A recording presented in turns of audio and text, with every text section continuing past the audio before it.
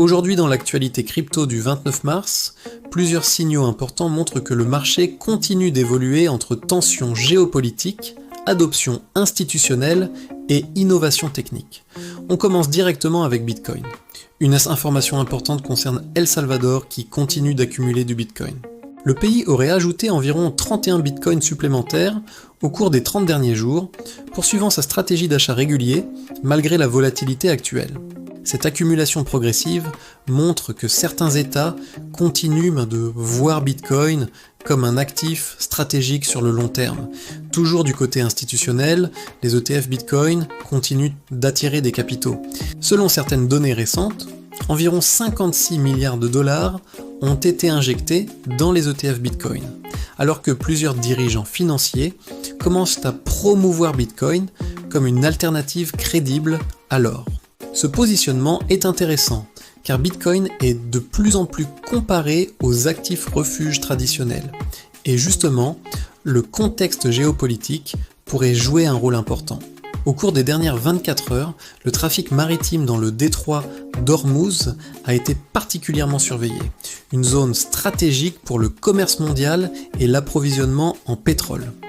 Historiquement, lorsque les tensions augmentent dans ce type de région, les marchés financiers deviennent plus volatiles, ce qui peut indirectement influencer le marché crypto.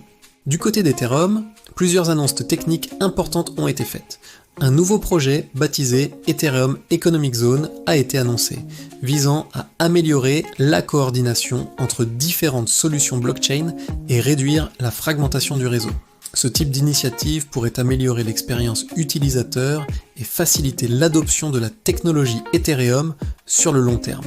En parallèle, des données montrent qu'Ethereum héberge aujourd'hui plus de 61% des actifs tokenisés, représentant environ 206 milliards de dollars. Cela confirme la domination d'Ethereum dans le secteur des actifs tokenisés. Toujours dans l'écosystème Ethereum, la roadmap continue d'évoluer avec plusieurs mises à jour prévues dans les prochains mois. Ces évolutions visent notamment à améliorer la scalabilité et la sécurité du réseau. Passons maintenant à un sujet plus préoccupant pour certains investisseurs. Le projet WorldCoin attire l'attention après des ventes importantes de tokens sur le marché OTC. Environ 65 millions de dollars de ventes auraient été réalisés récemment, contribuant à une baisse du prix du token WLD. Ce type de mouvement peut créer une pression vendeuse temporaire sur le marché. Autre information notable, certains investisseurs commencent à s'interroger sur l'état du capital risque dans le secteur crypto.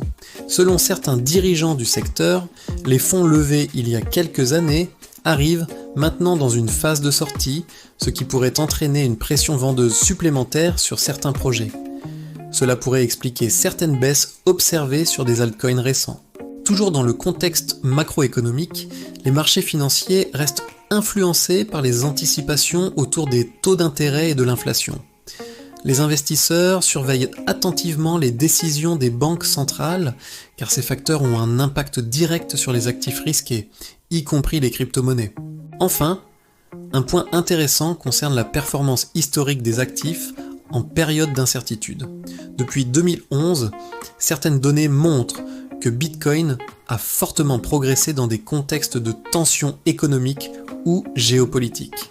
Cela renforce l'idée que Bitcoin pourrait être utilisé comme un actif alternatif dans certains scénarios économiques. Pour résumer cette journée du 29 mars, El Salvador continue d'acheter du Bitcoin. Les ETF Bitcoin attirent toujours des capitaux importants.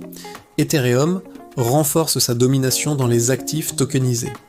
WorldCoin subit une pression vendeuse après des ventes importantes, et le contexte géopolitique reste sous surveillance, notamment autour du détroit d'Ormuz. Le marché reste volatile, mais les signaux institutionnels continuent de s'accumuler.